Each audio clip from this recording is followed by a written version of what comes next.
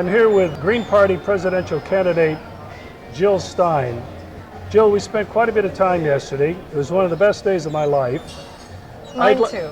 Well, thank you. I would like you to address just three issues that mostly hasn't been talked about, but you mentioned to me yesterday it was a long shot that you would be elected, but the real reason you were in this election was to grow the party. Would you expand on that a little bit for me? Sure. And, basically, I am in this, the Green Party is in this to win it and to begin it. And in fact, I think we win it by beginning it. This is a fight that we need to fight, a fight whose time has come for people, peace, and the planet. We're in this race because we're in crisis and people are losing their jobs and decent wages in their homes, affordable health care and higher education. Our civil liberties are under attack and the climate is melting down and the rich keep getting richer and the political establishment is making it worse, imposing austerity on everyday people while they squander trillions. What's wrong with this picture? Everything is wrong with this picture, especially when we have real solutions right now that can solve this. And so, this is sort of the perfect storm for political and social and economic transformation.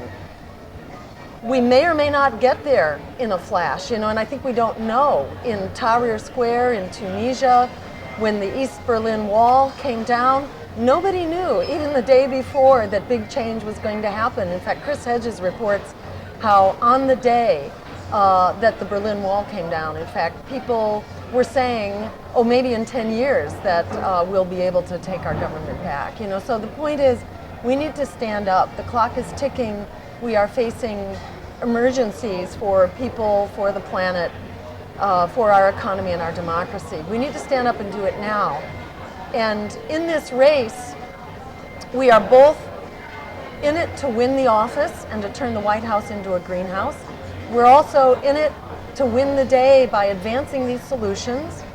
And we're in it to build the vehicle for the long haul to actually advance the Green Party. The first time I ran for office, 10 years ago, 12 years ago, I began my first race actually. I thought that, the point was to just run the best race you can and be the strongest candidate you can possibly be. And that's what I tried to do in my first race. And when that race was over, it was over. And we were right back where we started. Ever since then, I've really worked to use races to actually advance the party and to build the party in the course of running the race, so that wherever that race takes you, that then is your jumping off point for party building right up until the next race, and you're at a much stronger position to continue that fight. Many people, have been told to think that we are basically, we're all shining lights, unto ourselves, and we fight our own independent battles, and who wants to get involved with that dirty, corrupt stuff called politics? Well, the reality is that sort of allows them to win the day. It creates a divide and conquer situation where 1,000 points of light and we're not working together. At the end of the day, we need to be working together on a broad agenda for peace, justice, and democracy, and for sustainability. And by coming together and developing that vehicle and building that vehicle to grow for the long haul, that's eventually how we get to critical mass and how we actually win the day. So yes, that's why this race, in my view, is also all about building the Green Party for the long haul. You spoke to me yesterday about the importance of a strong opposition party that is lacking in the United States today. Would you care to elaborate on that? Sure. Go back to FDR and what happened in the 1930s when FDR basically passed the New Deal, provided millions upon millions of jobs, the equivalent in their economy to what 25 million jobs would be right now. That's what they did. They brought the unemployment rate down by half, even before the Second World War started, which then sort of took it down the rest of the way. But a whole lot of stuff happened. Social Security was adopted. The right to unionize, and for workers to organize was established then. Many things kicked into gear because there were two essential ingredients. There was a movement on the streets, and people were dying for the 40-hour work week, for safe workplaces, for the right to collectively bargain. There was a social movement that was alive and well out in the streets, but there was also a political voice for that movement in the form of an independent political party, and there were many of them. There was the Socialist and the Progressive and the Labor parties and all that. So you had this alliance of a social movement and an independent political voice that changes history together. As Frederick Douglass said, power concedes nothing without a demand. It never did and it never will. We need that political voice right now if we're going to push forward. A social movement on the ground is really critical. It's an engine, but unless there's also a way to get traction at the electoral level, things basically don't move forward. Well, that leads to this next question, and it's a good segue. Can you briefly tell me about the Green New Deal that is really a continuation of what FDR really had hoped to do? Exactly. So the Green New Deal is an emergency plan to put 25 million people to work. Essentially everyone who needs a job goes back to work. At the same time that it calls a halt to climate change, because it moves us as an emergency. It moves us to that green economy for the 21st century. That not only puts a halt to climate change, it also makes wars for oil obsolete. And there's another benefit, which is that in moving to a green economy, those things that are good for the planet and for the climate also turn out to be really good for human health.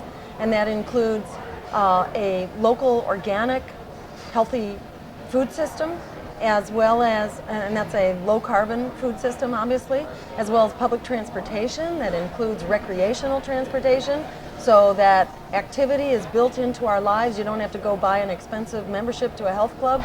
You can walk and bike to work and to school without taking your lives in your hands. And pollution prevention is also critical for our health. So in doing that, we essentially create the infrastructure for health within our communities. That creates a real healthcare system as opposed to this sick care system, which costs us over $2 trillion a year, with 75% of those costs essentially being spent on treating chronic diseases that are preventable up front at a fraction of the cost if we're doing the right things by creating health within our communities. The Green New Deal would also address our social needs. So it basically makes communities sustainable, and it puts national funding into the hands of communities who can then decide what they need to become sustainable ecologically as well as socially and economically, so that communities can also use those funds to put teachers back to work. Those 300,000 teachers have been laid off, healthcare workers, daycare, after school, home care, violence and drug abuse prevention and rehabilitation, affordable housing construction, a whole spectrum of jobs that meet our social needs. The Green New Deal does that by creating public works and public services. You don't have to go down to an unemployment office. You can instead go down to an employment office and collect a check, working a job that actually makes your community more healthy and sustainable and puts you actually back to work. It will also provide grants and startup money for small businesses, so that, and that is community-based small businesses, not multinational corporations, so that we are actually creating the fabric of a local economy that's there for the long haul and that takes over as the need for government-sponsored jobs diminishes with the essentially the revival of our local economies. So the Green New Deal is a win-win-win for our economy, for our climate and environment, as well as making wars for oil obsolete, and it's a win for our health. Jill, one last question. When you're president, what are you going to do about the ever-increasing military industrial complex budget? Great question. And I think the simplest way to answer that is to say that what we will do is provide the wisdom and the momentum that the American people are trying to bring to this discussion right now, where 70% of the American public wants to bring the troops home now from Afghanistan. And a broad majority of the American public is calling for downsizing our military budget. So what we will do is bring those war dollars home to actually support schools and health care and jobs and housing, the urgent needs that we have right here at home.